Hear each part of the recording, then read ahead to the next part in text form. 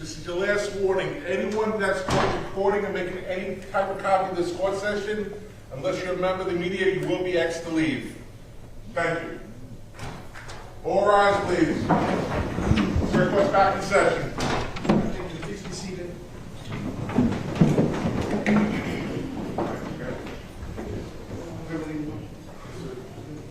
All right.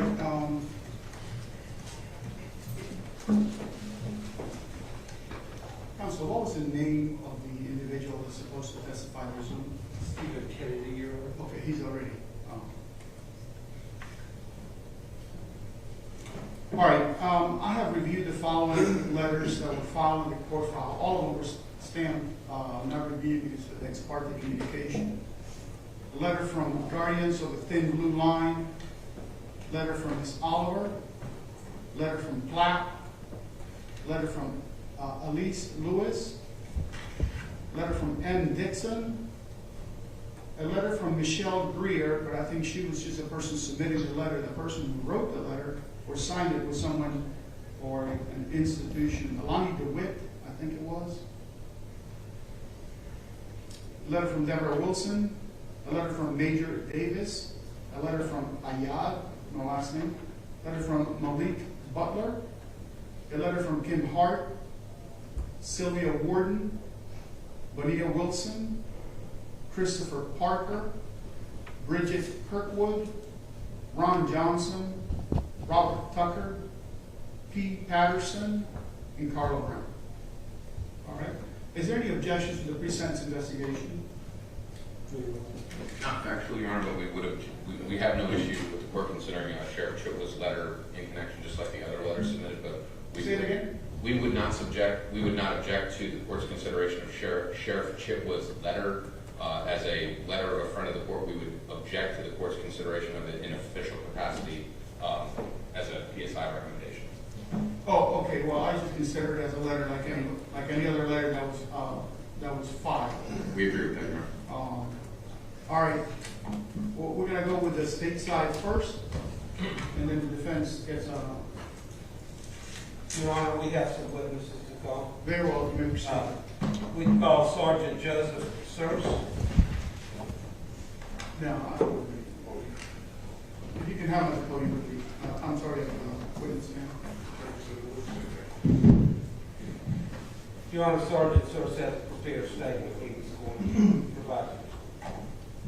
You can test this. Right. Good morning. Good morning. State your name, please, Joseph Michael Surst. and your occupation, sir. I'm a sergeant for Daytona Beach Police Department. And how long have you been there, sir? A little over 21 years. Do you have personal knowledge and professional knowledge of Officer Jason Raynor?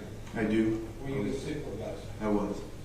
Do you have a statement you'd like to have the court consider? I do. Would you please provide it to the court?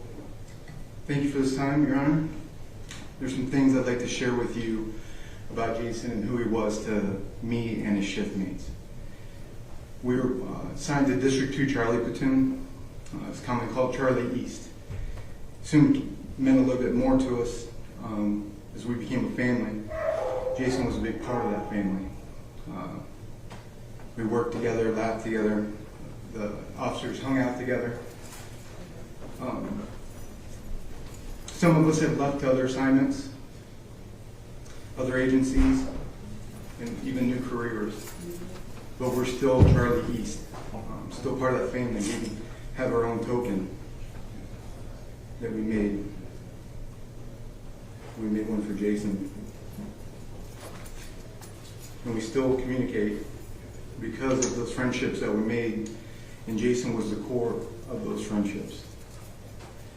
He was a brother, he was a friend, he was a confidant, he was a defender, and he was an informal leader and a mentor to many of the other officers. Jason cared. I met the shift on January 5th, 2020. And as far as Jason goes, it did not take me long to realize and think, I like this kid. Soon after that, I was trying to make bargaining tools and trades to get him over on my side of the river, which was the Ridgewood area, because of the type of crime that we fought. It's kind of a mixture of both Beach Side and the West Side. Jason had an old school work ethic that you don't see very often. He could handle the calls of 2 to 3 officers when needed. It's a very busy shift. We would handle 50, sometimes 70 calls a night. And Jason was one of the most reliable officers I've ever worked with. He had the job knowledge that he shared with not just his fellow officers, but also with me.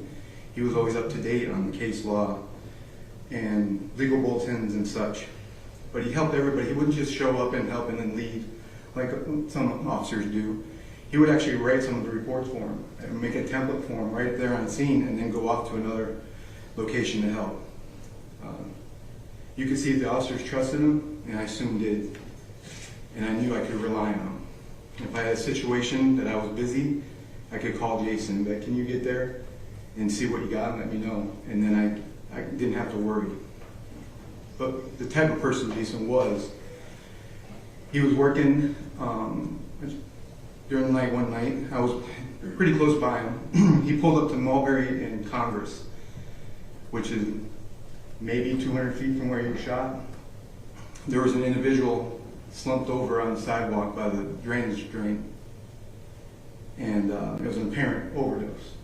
Jason knew who he was. He was an undesirable, lengthy criminal history, drug user, drug dealer, just a local criminal. But you heard Jason get on the radio and the urgency in his voice. And as I was pulling up, I got to see Jason quickly work the scene and with purpose. He Narcaned the individual, he laid him back, performed CPR, and was able to stabilize him and for evac to come. And when he left, he was still alive. But what impressed me is that we can all go through those motions, but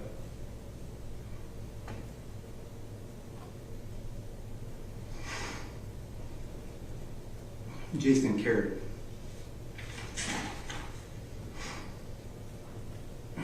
Personally, he was responsible, hardworking, and he enjoyed life.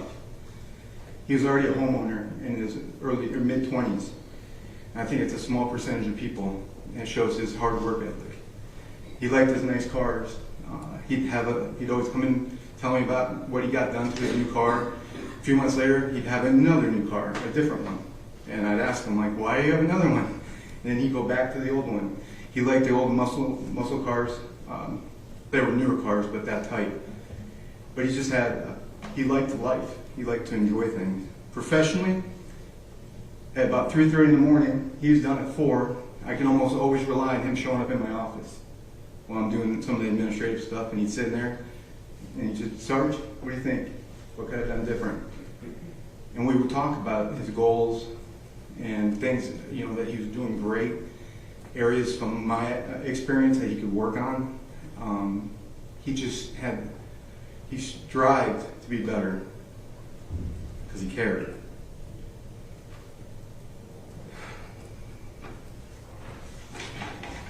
He was a good natured. When you think back, he was irritated at times, maybe in a little bit of a bad mood, but almost all the time he was always bringing the smiles to the shift, laughing about something, sharing a joke. He was just upbeat. He had a positive aura about him, and you couldn't really get him upset. He did get coined the smoke show, and that was like the only thing we could rile him up with. And that was because some of the cars would get away from him when you try to light him up, and they'd get away. And in foot chases, he wasn't the fastest person. We would tease him about that. We would do shift dinners on Sundays.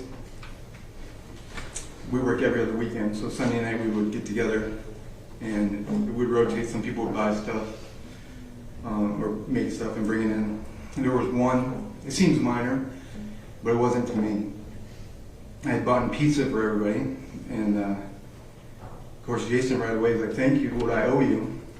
And of course the answer is like, nothing, I guess pizza's no big deal.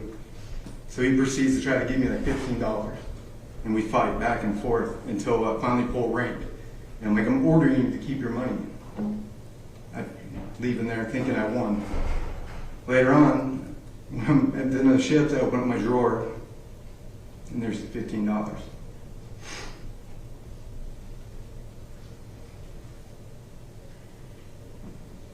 Just shows his character, and it's because he cared.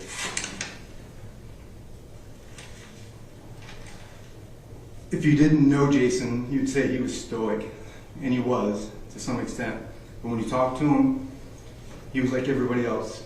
You could see when he was worried, he had concerns.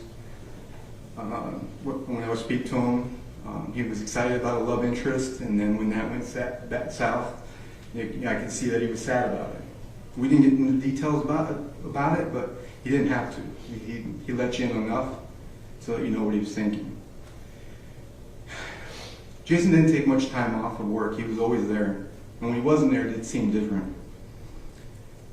There was a vacation that he took. He had a family member that was fighting some health issues, and he was concerned.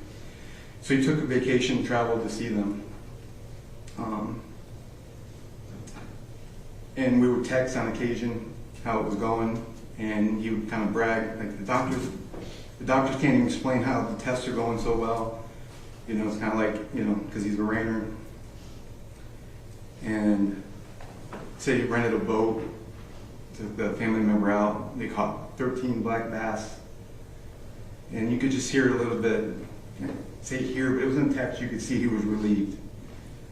And he came back, and again, you could see that Jason cared.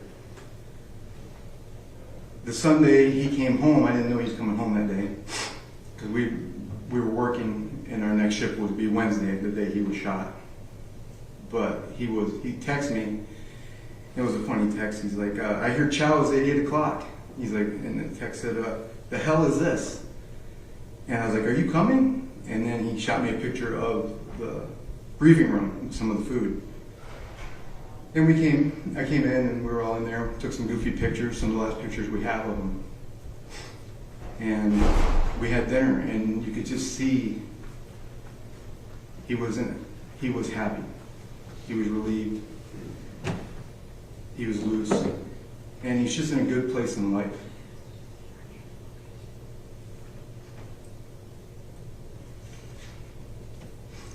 And as you look around, and we went to D.C. for his memorial, Jason had a lot of friends. Long ago, I knew an old Italian guy, and I don't know if he coined the phrase, someone else may know, but he would say if you have 5 friends when you die, that you die a wealthy man, if you can name 5 people.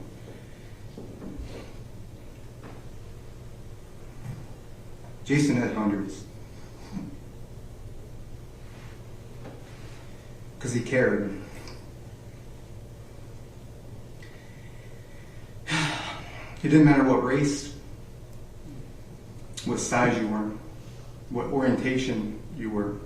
None of that ever mattered. I don't think it even registered. I had no idea at the time. It just kept growing and growing how many people knew him in other agencies, in other places, and it was just in a friendly manner. And the man that he became, obviously, he was from his upbringing, and I see his family, his mom, his dad, his sister, and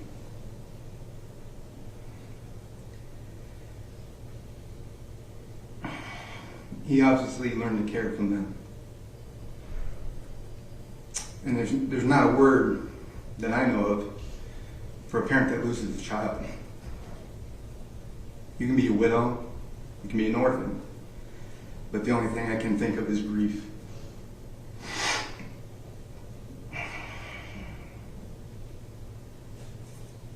And everywhere in this statement where I said he cared, if you were to replace it with he loved.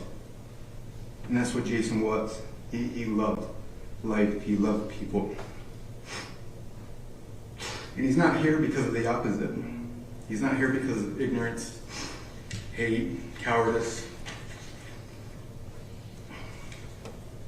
And the last thing I want to share is after he was shot, Jason, you can see on his video, he's laying there grasping, trying to grab a hold of something.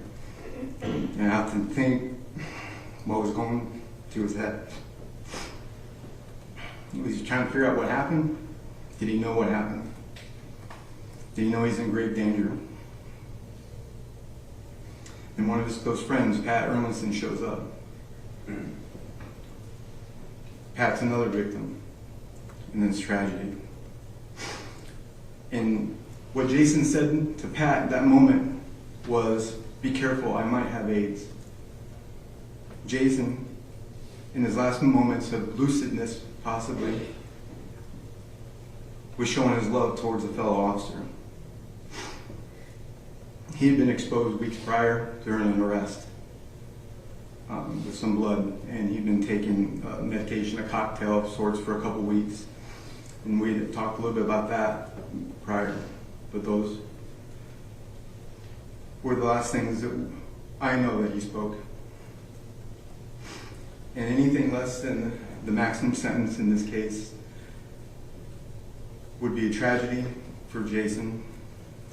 It would be a tragedy for law enforcement, and it would just embolden the hate and violent groups that are out there. And that's all I have. I appreciate your time. Thank you. Mr. Thomas. Speaker next.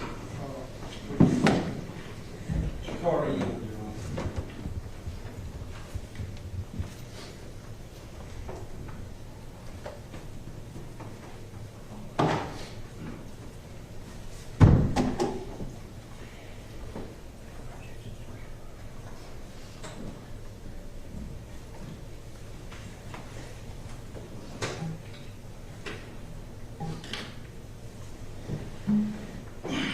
You may proceed. Thank you, Your Honor. Good morning. Good morning. Please state your name for the record Jakari Young. and your occupation, sir. I am the Chief of Police for the Daytona Beach Police Department. Chief, is it your intention today to make a statement for the court to consider for sentencing purposes? Yes, it is. Would you please do so? Good morning, Your Honor.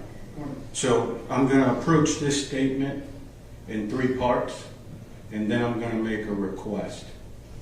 The first is I want to tell you how the murder of Officer Jason Rayner affected the Daytona Beach Police Department. Then I'm going to tell you how the murder of Officer Jason Rayner affected the Daytona Beach community. And lastly, I'm going to tell you how the murder of Officer Jason Rayner affected me personally as the police chief.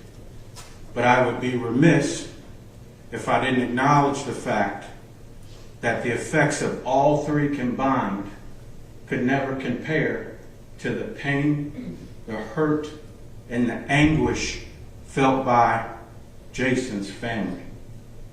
So, as I sit here 2 years and 2 months later, I again want to take this moment to extend my most sincere and heartfelt condolences to the Rayner family. As it pertains to the Daytona Beach Police Department, there's probably nothing more traumatic and destabilizing than losing an officer in the line of duty, especially in the fashion that Officer Rayner lost his life. Officer Rayner's death had a profound impact on the entire department. It wreaked havoc on morale.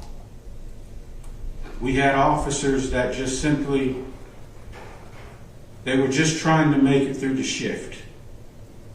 There was no more proactivity. The goal was just simply to make it through the shift, so we were completely reactive. You had officers that just decided that they no longer had the heart for law enforcement, so they resigned. And then you had some that no longer had the heart to serve in law enforcement in Daytona Beach because they felt like it was too dangerous and it just wasn't worth it. So at one point, our vacancies were over 40 as a result of this. You had officers, through grief, there was a lot of resentment. There was a lot of blame. if I would have done this, this wouldn't have happened. If I would have done that, this wouldn't have happened.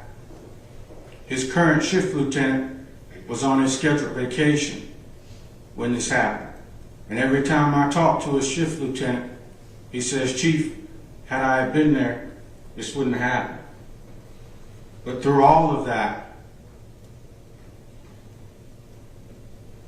the main part that I can't get past is had the defendant just sat down in that vehicle, this wouldn't have happened. So it's taken time, but we're in a better place today as a department, but it's taken a while because even this drastically affected my ability to recruit. I was sending recruiters to the police academy, and the recruiters was asking, well, why not Daytona? And a lot of them were saying, well, we saw what happened to Officer Rayner. It's not worth it. It's too dangerous. So they would go a different route. So it's taken a while,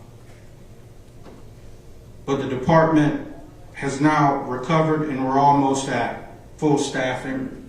But this whole thing has just been extremely difficult because Jason was a cherished member of the Daytona Beach Police Department and the entire agency, and I mean the entire agency, is still grappling with the loss.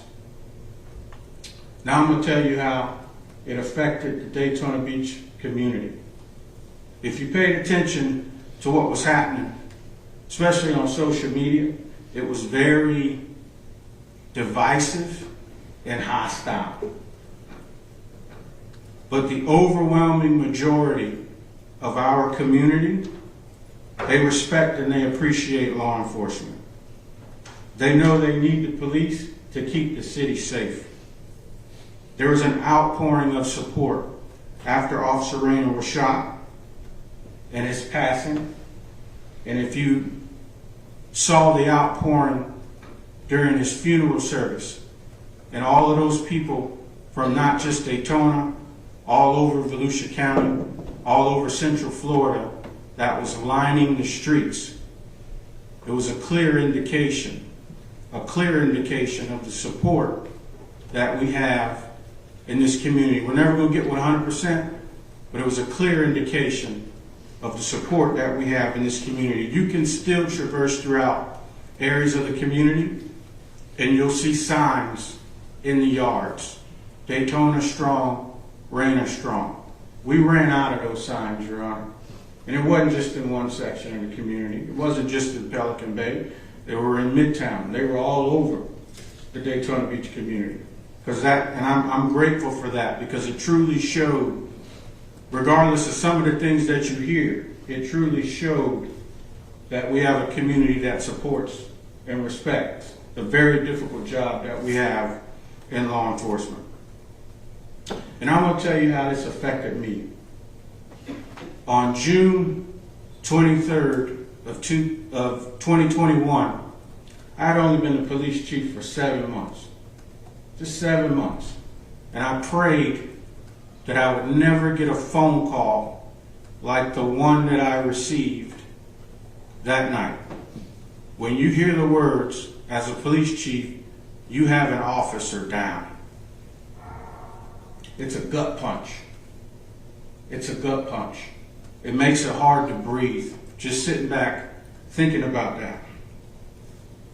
Because my number one goal as a chief is that I want to do my part to make sure every officer makes it home at the end of their shift to their family. So when you have an officer down, that hurts. It hurts quite a bit. Prior to becoming the chief, I had the unfortunate experience of attending several law enforcement funeral services. And there comes a part in the service, Your Honor, where the honor guard folds a flag and they hand that flag to the police chief. And the police chief then turns to the family and he takes a knee. and he has to present that flag, folded flag, to the family of a fallen officer. I've seen it far too many times. And prior to becoming a chief, I said, Lord, I hope you spare me from having to do that. I really hope you spare me from having to do that. But as a direct result of the defendant's actions, I had to do that twice on August 23rd. I had my honor guard fold 2 flags, and I had to take that knee. And I had to hand 1 flag to Jason's mother, and then I had to hand the 2nd flag to Jason's father. And I'm getting a sickening feeling in the pit of my stomach, just reflecting back on having to do that. So I've been in law enforcement 22 years now, and I've loved this job. I've loved it. But this incident was the first time. This incident was the first time that I questioned, is it worth it? I legitimately questioned, is it worth it? So I can remember sitting and I listened as the defendant took the stand. And he talked about a little bit about his background. He talked about born in Gainesville, moved to Daytona, moved to DeLand, moved to Broward County, and then moved back to Daytona. So let me tell you a story. I grew up in Broward County myself. I grew up in Broward County in the 90s, teenager in the 90s. And I've had contact with law enforcement in the 90s in Broward County. And I can tell you, I wish that I was approached in Broward County like Officer Rayner approached the defendant, because I wasn't. I wasn't approached that way. But I can tell you what I did. I complied. I complied. And I made sure I got back to my house safely because I did what I was told to do. So here's my request. The maximum sentence is 30 years. Officer Jason Rayner was 26. He didn't even get 30 years on this earth. At 26, most of us are still trying to figure it out. But because the defendant decided to play the judge, the jury, and the executioner, his life was cut short at 26 years of age. So because of that, the maximum sentence should be non-negotiable. It should be non-negotiable. Thank you. Thank you. Your next question? Todd Rayner, Your Honor.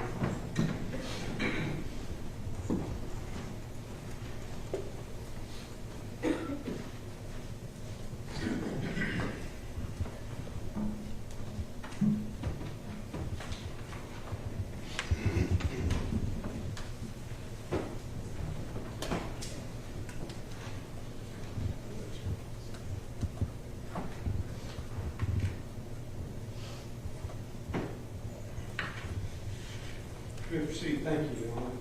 Good morning, sir. Good morning. Would you please state your name for the record Todd Grainer. and your relationship to Jason? I am Jason's father.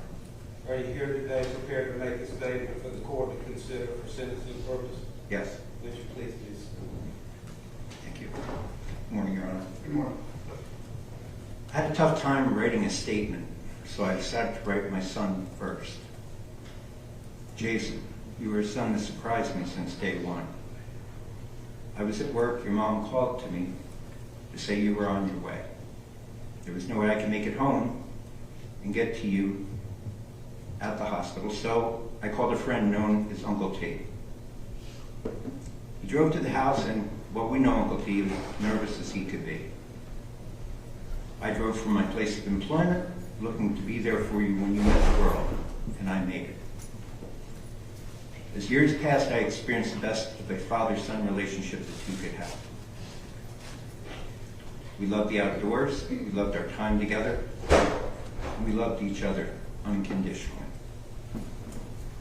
You lived with your mother through grammar school, seeing me on weekends and holidays.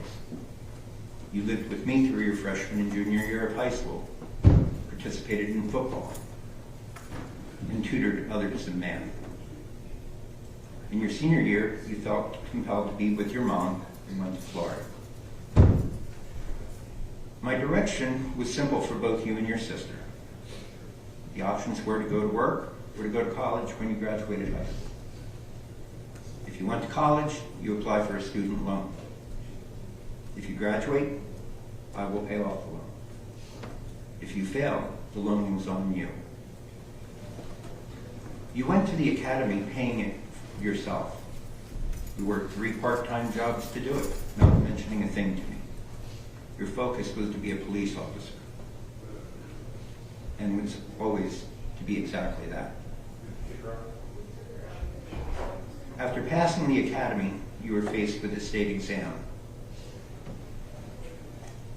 After 3 times taking the exam while keeping the 3 jobs, you missed by 2 points each time. You wanted to admit defeat and suggested you were going to join the Marines. This was unacceptable to me. Not that you wanted to stand for the U.S. and serve our country, but you were giving up on your dream. After a conversation between you and I, you made the decision to go back through the academy and you passed the state exam the first time with no issue. You've been honored with certificates of merit for helping those in need in Port Orange, preventing suicide. You saved lost souls when needed. You saved lost souls by when needed, and more importantly, providing compassion and emotional support to all who have made contact with you. You have countless people you have touched with your kindness and humor. A son that every dad would be proud to say, that's my son. Judge Zambrano, there's no way, unless one has walked in our shoes, to convey the hurt that has been inflicted on our family and those that knew Jason. For me, it involves counseling, sleepless nights, antidepressants. My live and let live attitude, wishing all humanity all they deserve, is gone. The definition of equality has been changed to hate for all that preach, as most of them are nothing more than haters. They look for no peace or equality, only a reason to hate. Peace is an easy path. Hate takes conscientious effort. During the trial, I was approached by a woman who I assume was the defendant's mother. Her comment to me was, "I know this means little, but I'm truly sorry." To that I said, "Thank you." And after that encounter, as we passed in the hallway in the morning, we often said good morning to each other. She saw and felt the pain and had the compassion to recognize it, and I felt the need to reciprocate in kind. Small words, but it showed neither of us had heat for each other. When one speaks emotionally, or wear your heart on your sleeve, more times than not, it shows one's real self. The social activities and comments lived and made by the defendant, which were not allowed at trial, would only add to the defendant and what his true heart is. I'm angered at the statement of passed versus died by the defendant's attorneys. It showed no class. It showed lack of ignorance. It showed ignorance and lack of compassion. I'm insulted that the pigs was used by the defendant, knowing exactly what it meant. But when asked would have been under oath, the defendant lied and produced some definition of people who don't see me as a human. Humans do not kill humans because they're asked, do you live here, or to sit down? So seeing him as a human would only be a facade. The defendant is not a human. He has proved this on his own. After the shooting, which led to my son dying by the decision of the defendant, he showed his true compassion by standing over my son and said, "Fuck that guy." Never called 911. Never called anyone to call 911 for him. When I was asked about capital punishment by the state, I had to think about this. Families and children outside of my family were to be considered. It took me a while to wrestle with this internally, but I felt it was to be left to a jury of 12.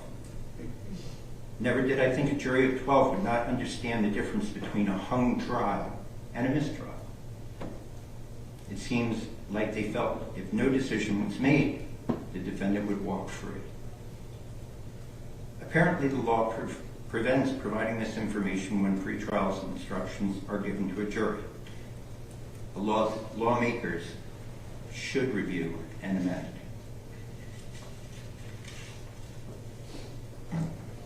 I asked many officers working today, and by every definition of and what they do, day in and day out, Jason was doing his job legally.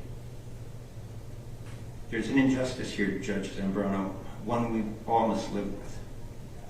I'm requesting you to correct the wrong and issue the sentence of 30 years with no eligibility of parole. Conceal carrying a handgun with no license to intentionally killing my son. The defendant shows no remorse pre or post verdict and is a danger to society. Filled with hate with others, regardless of race, religion, or occupation. Evidence of this is his regretting his inflammatory posts and recordings, but never apologizing to our family for shooting my son. Additionally, I'd like to go on the record of asking the DOJ to deny any game time while in prison. Let him walk out in 30 years. My son, Jason Rayner, is serving a life sentence, never to see his family again. We will never see him, only in our thoughts and memories. Thank you, Judge. Thank you. Next witness. Peggy Rayner, Your Honor.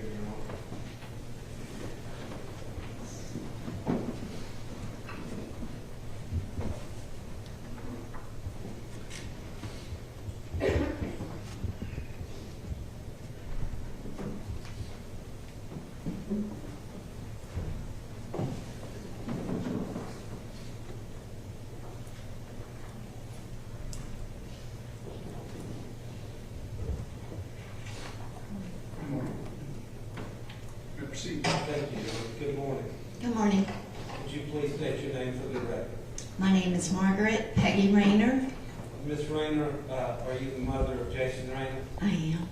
Have you prepared a statement you wish the court to consider this morning for sentencing purposes? I have. Would you please share it? Thank you. Thank you for this time, Your Honor.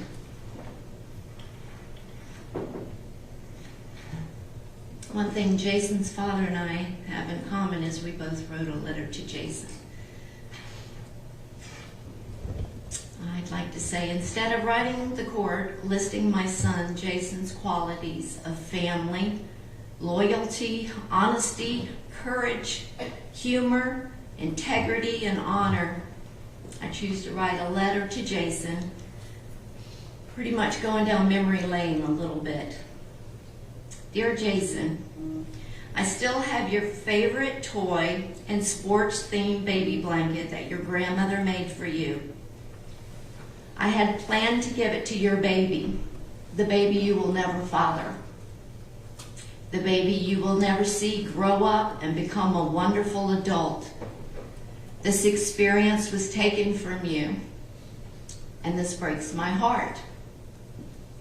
Jason, you give such good hugs. I could really use one right now.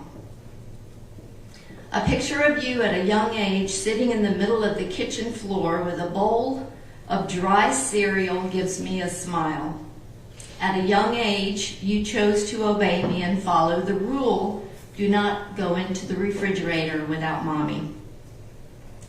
I'll get the milk, we'll get it together. Watching you eat the cereal, you're so cute.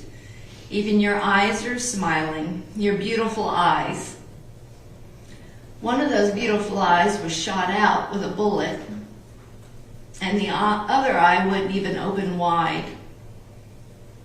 You know what happened, Jason. At least you know now. Remember the times when you would spin things on your fingertips, spinning small couch pillows, basketballs, and even the TV remote? We never got the chance to see if you could spin and toss a pizza crust in the air. Thank you, Jason, for taking your first job where I worked. What a privilege for me to see you being honest, hardworking, and wanting to learn.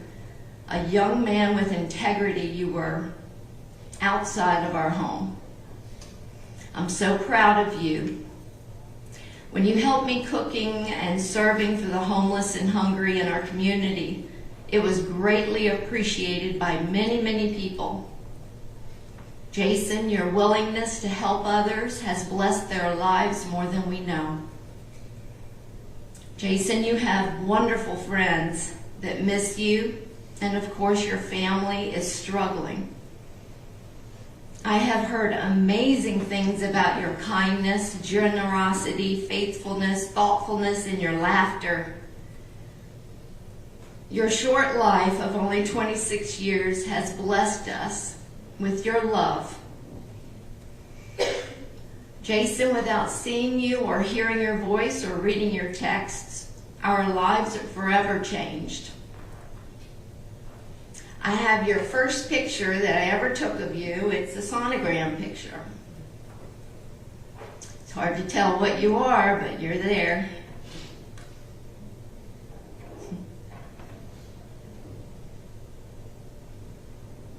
I also have your last pair of shoes that I bought.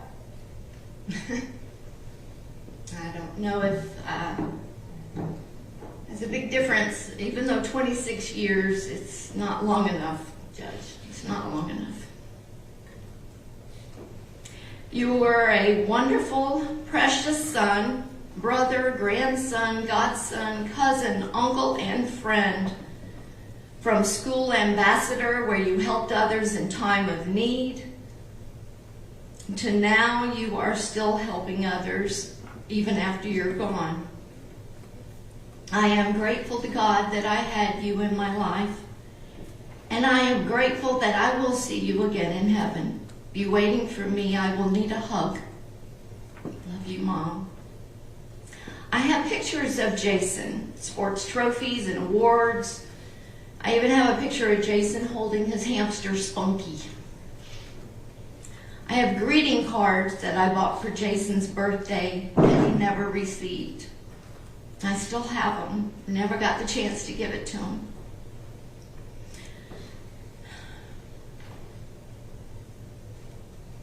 I won't take the time to read those letters, but they're here if you want to read them.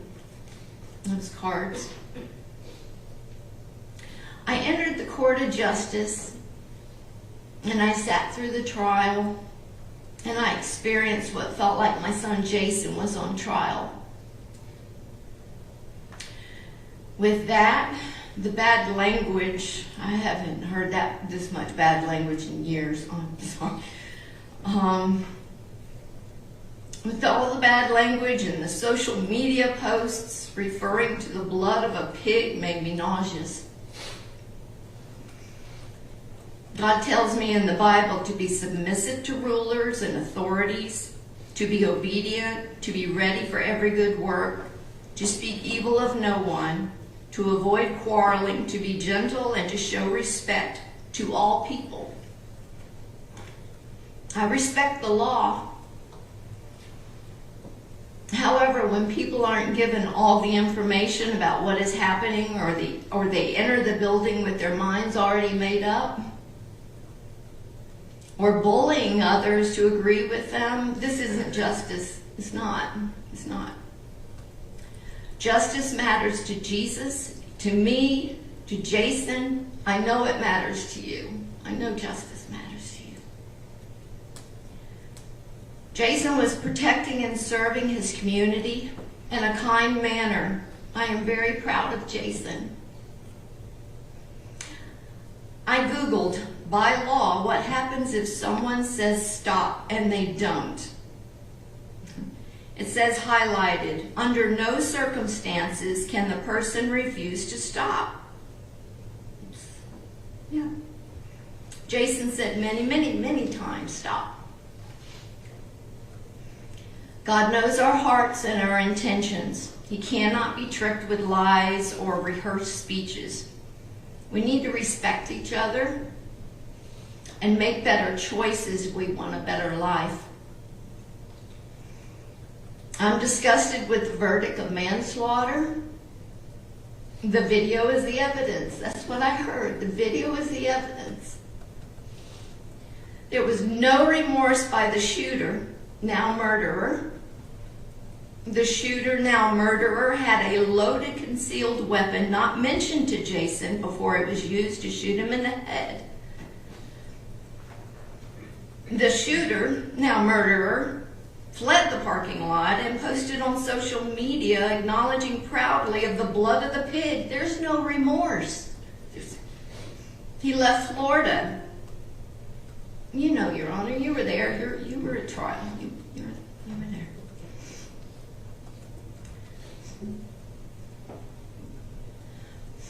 God has given the court the responsibility to make the right decision for justice for Jason Raynor. If favor is shown to the wicked, he does not learn righteousness. We must all take responsibility for what we have done, good or bad. Remember, Jason Raynor is the one who was shot in the head, lost his eye, part of the skull, suffered for 55 days, and then died. Jason is the one who stood for justice. Your Honor, please make your stand for justice and make the right decisions, please. Thank you, Your Honor. Thank you. State. Melissa Raynor.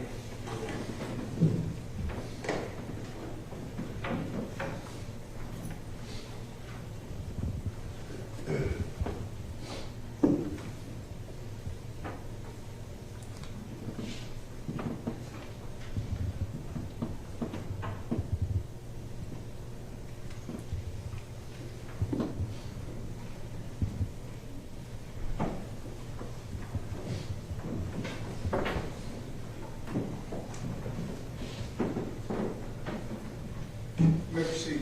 Thank you, Your Honor. Good morning. Good morning. Would you please state your name for the record? Melissa Raynor. You are the sister of Jason Raynor. Correct. Have you prepared a statement for the court to consider today? Yes, I have. Would you please share? Thank you. Good morning, Judge. Good morning.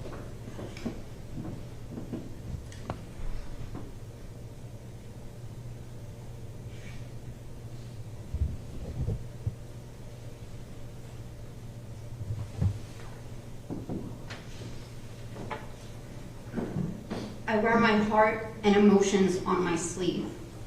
I wanted to be viewed as a human.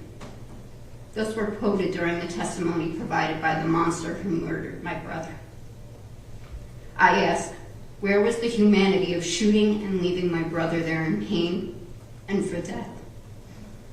I'd like to share with you the heart and emotion worn by my brother and how he made such an impact to this world in such a short life. A true human who showed compassion, genuine nature, and was always there for someone, even a stranger he didn't know. He was a protector to those he loved and held close. October 26, 1994. My best friend was born.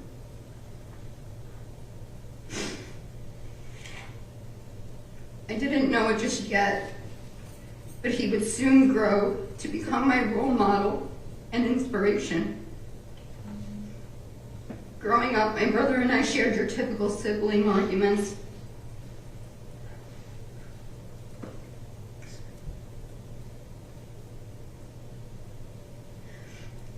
Always picking on each other, making each other laugh.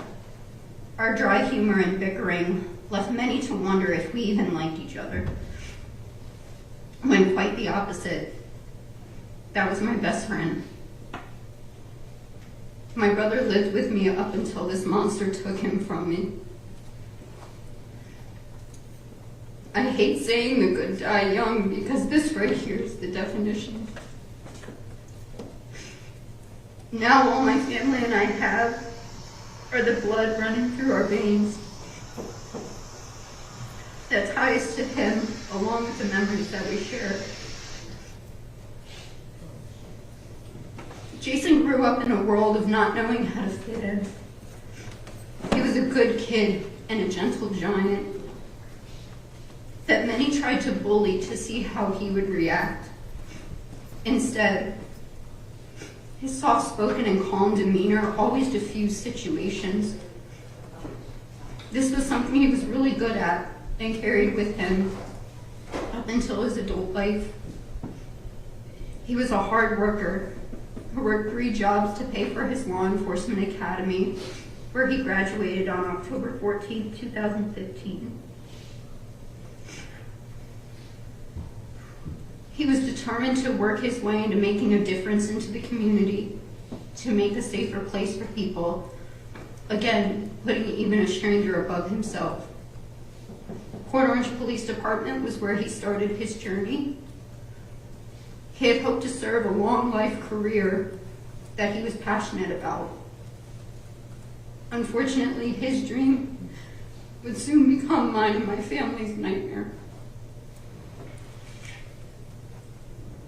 On December 5th, 2018, Jason and 2 other officers from the Port Orange Police Department successfully rescued a female attempting to take her own life on the Dunlawton Bridge in Port Orange, Florida.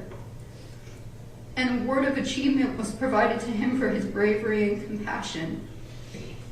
That one sticks out the most to me, as that exemplifies who he was, always helping others, even a stranger. Throughout his short 5 years in law enforcement, he was awarded many outstanding achievements and recognitions in the community in both Port Orange Police Department and Daytona Beach Police Department. Jason was working towards the Narcotics Division, asking to be put in parts of town many of us don't want to even drive through. He was pushing towards his mission to make the community a safer place, even if it meant putting himself right in the middle of danger. Not many of us would put ourselves in these areas or situations. However, most men and women who wear the uniform put themselves in that same danger day in and day out. For that, I'm thankful for what they do, and I'm thankful for my brother dedicating his life to protect and serve, for he is the true hero. Jason will forever be my hero, my not-so-little brother, and my best friend. Missing him is like missing a part of my soul that will remain empty for eternity. I, along with many, will continue to be his voice and stand for what he believed in. To reference back to the beginning of my statement, Jason's bravery, courage, determination, and compassion he held as a human has no comparison against the cowardness monster asking to be viewed as a human. Jason will forever be the human I look up to, and I hope that more of humanity is just like him. His legacy will continue, and his name will be remembered. Thank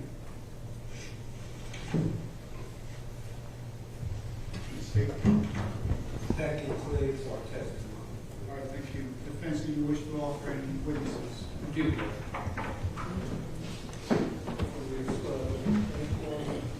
This is Steve's iPhone, is that what you're? Yes, I believe so.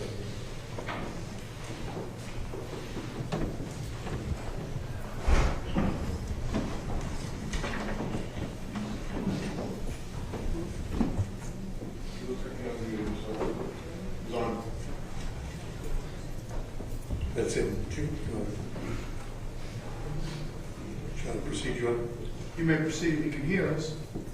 I think it's connected to audio. Mr. Kennedy, can you hear me? Yes, sir. All right. Would you, for the record, give your full name? Stephen Martin. Okay. And how do you know the defendant in this case, Othel Wallace? I met him in a children's home. In a what kind of home? The children's home, the Glory United Methodist Children's Home. Okay. And how old were you when you met him? I believe I was 15. Okay. And do you know about how old Othel was at the time? No, I believe I was 14 and Othel was maybe 16. Okay. And where was this at? What city was this at? It's in a little town called Enterprise, Florida. Okay. And how long have you known Mr. Wallace? Ever since that time, I'm 29 now, so that would be 12, 13 years. Okay. And did the two of you live together in foster care? Yes, he was actually my roommate. Okay. And this was also in Enterprise? Yes, at the children's home. Okay. And what would you like to say about your knowledge of Othel, starting with when you two were roommates? Ever since the first day I met Othel, I saw him at the gym for the first time. He was just coming back from wherever he was, and we just played basketball together for the first time. And I just was like, this guy is just so down to earth, so like fun spirited, and it was just fun ever since like the first day I met him. He took on like a role that's like my big brother, and he just taught me a lot, and he just helped me, because I was new to the whole foster care system, and he just like helped me navigate, kept me out of a lot of trouble, literally. He just showed me the ropes of how to navigate through the foster care system. And about when was it that the two of you stopped living together as roommates? Well, actually, Othel turned 18 while I was still in the foster care system, so he eventually ended up moving out, and but then once I turned 18, I had moved back out South Florida, and then I came back up to the Central Florida area, and then I became homeless, and I had to move back to the home, and it just so happened Othel was going through the same thing at the same time, and we ended up putting a plan together to go get an apartment. So we actually became believe I was around 19 when that happened. And where was this at? What city was this in? This was in D-Land, Florida. Okay. And then how long were the two of you roommates? I want to say for that entire year, so for about a year. Okay. And what was he like to live with? By this time, I was just still like a young fellow, but Oprah was just like, he was a couple years older than me, but like he was just so knowledgeable. He was like literally like he was a father by this time. He had a kid. His girlfriend at the time lived with us, and I was just like basically like the young brother living on the other side of the house, and he had his whole family living on his side, and I just saw him literally every day just interacting with his family, and it was so motivational. Like something gave me stuff that's in the bus. How would you see, what were your observations about Othel interacting with his children? He was everything that we wish we had when we were growing up. Okay. Did you see Othel acting in a loving, caring way for his children? Every day. Like, I was so restricted because I lived in the house with kids. It was like, he just showed so much love to them. Like, every day you see him picking her up. His daughter, he's loving on her so hard. It's just the most amazing thing to see like your brother, like knowing where he came from, to see him being able to, like, how do you know how to do this, bro? Like why, like how? It's just crazy. During that period of time, was Othel working? Yeah. I believe Uncle was in school at the time. He was going to Daytona State College. Okay. To become a barber, I believe, because we both were in barber school at the same time. Okay. And then you said you lived together for about a year, and then after that, did you go separate ways physically? You go live somewhere else?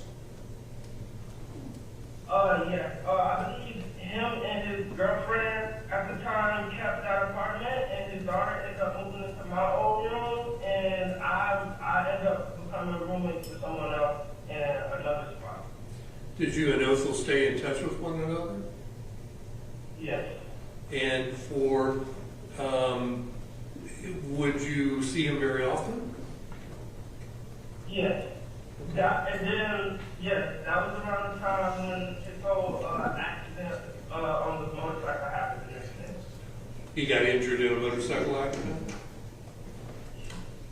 And was that pretty severe? Yes, I believe, yes. It was like the whole thing about it. He was the first ICU patient, I believe, in like that's in the hospital, I think, if I'm not mistaken. Okay. Now, over the years, going forward from that period of time, did you continue to stay in touch with those? Yes. In what way? I mean, how would you end up seeing him or communicating with him? I mean, sometimes we'll talk on the phone all the time, and sometimes we'll link up and hang out. Okay. And afterwards, did you, after you stopped being roommates, did you have occasions to see Othel interact with his children? Yes. Okay. Now, do you now have your own children? I don't have children yet. I have stepchildren, but I'm not a father myself, no. Okay. So in the times that you saw in the years to follow Othel interact with his children, were you seeing the same type of interactions with his children as he was when you guys were living together? Yes, it's amazing. Like, yes. like the things that he do and say and teaches his children, and the amount of discipline that he has for himself to be there for his children. Now, Mr. Kennedy, we are here for sentencing. The judge will make a decision of what sentence to impose in this case. What would you like to say to the judge with regard to sentencing? What recommendation would you have for him? My recommendation is to get Otho back to becoming the loving father that he is as soon as possible, so that he can hug his children as soon as possible. Is there anything else you'd like to tell the judge?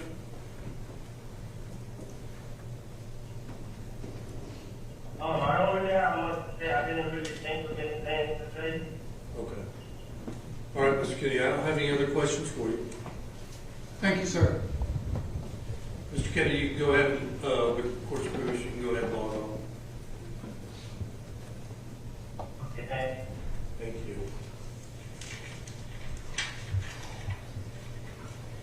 All right, next matter. Yes. Let me call Priscilla Williams.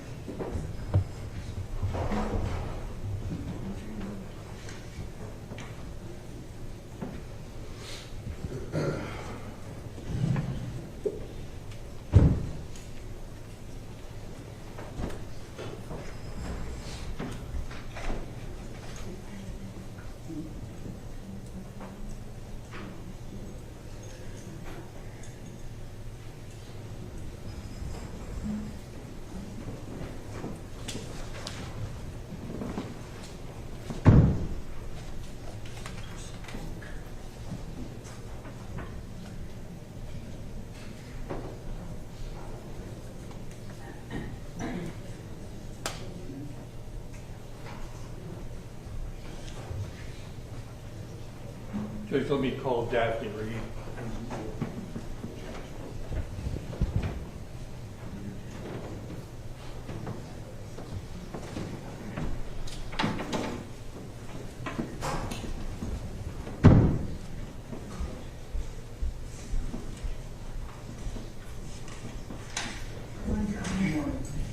Proceed.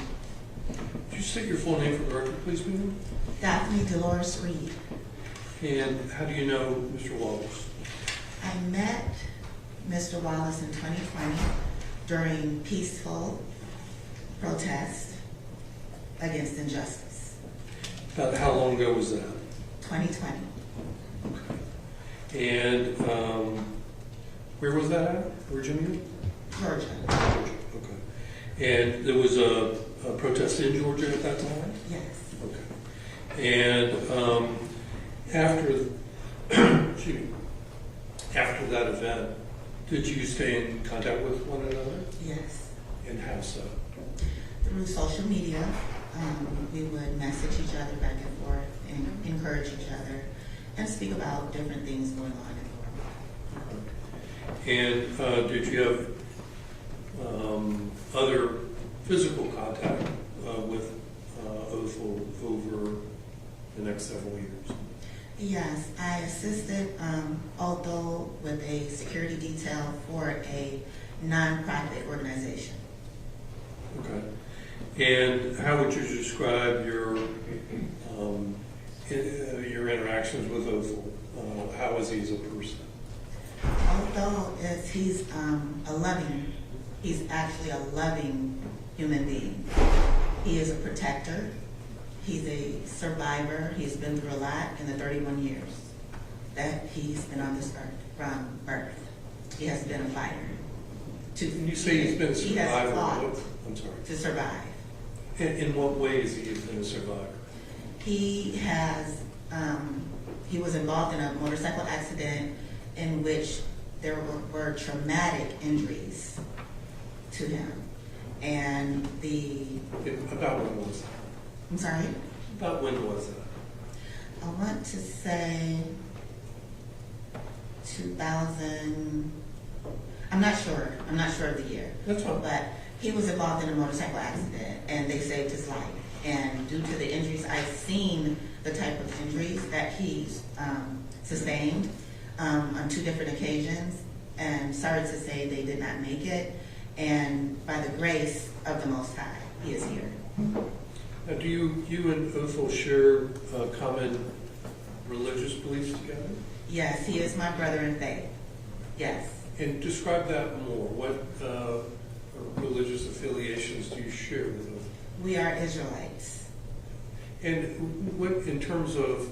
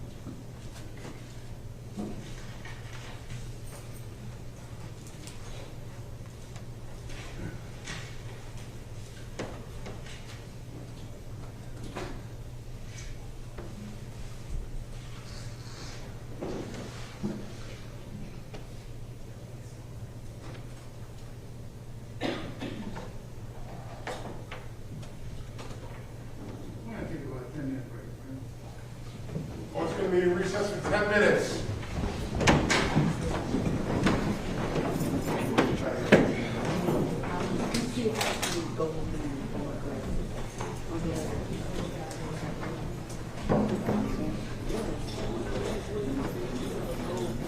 This